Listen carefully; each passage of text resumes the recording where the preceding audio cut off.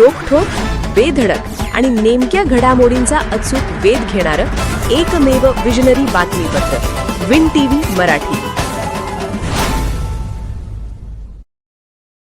पन्हाळा पंचायत समितीत सत्तांतर.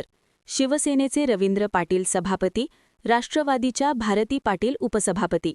जनसुराज्यच्या 25 वर्षांच्या सत्तेला सुरुंग. पन्हाळा पंचायत समितीच्या सभापती आणि उपसभापती निवडीसाठी आज विशेष सभा पार पडली. या सभेत शिवसेना आणि राष्ट्रवादी काँग्रेसने एकत्र येत बहुमताच्या जोरावर सत्ता स्थापन केली. यामध्ये शिवसेनेचे रवींद्र बंडू पाटील यांची सभापतीपदी तर राष्ट्रवादी काँग्रेसच्या भारती शिवाजी पाटील यांची उपसभापतीपदी बिनविरोध निवड झाली.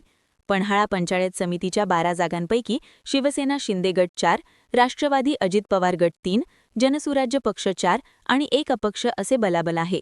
शिवसेना आणि राष्ट्रवादी यांनी युती करत बहुमत मिळवत पंचायत समितीवर सत्ता स्थापन केली. सभापतीपदासाठी रवींद्र बंडू पाटील तर उपसभापतीपदासाठी भारती शिवाजी पाटील यांचे अर्ज दाखल झाले. जनसुराज्य पक्षाने विरोधी बाकांवर बसण्याचा निर्णय घेत अर्ज दाखल केला नाही. त्यामुळे दोन्ही पदांसाठी प्रत्येकी एकच अर्ज आल्याने पीठासन अधिकारी तथा तहसीलदार माधवी शिंदे जाधव यांनी रवींद्र पाटील आणि भारती पाटील यांची बिनविरोध निवड जाहीर केली. तहसीलदार माधवी शिंदे आणि गटविकास अधिकारी सोनाली माडकर यांच्या हस्ते नूतन पदाधिकाऱ्यांचा सत्कार करण्यात आला.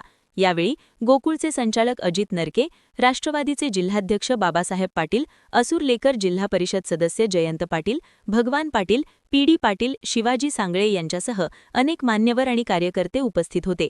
निवडीनंतर नूतन सभापती रवींद्र पाटील यांनी पन्हाळा पंचायत समितीत सर्वसमावेशक आणि पारदर्शक कारभार करण्याचे आश्वासन दिले.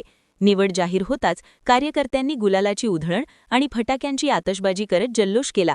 दरम्यान पन्हाळा पंचायत समितीत झालेल्या या सत्तांतरामुळे जनसुराज्य पक्षाचा बालेकिल्ला ढासळल्याचे चित्र दिसून आले आहे.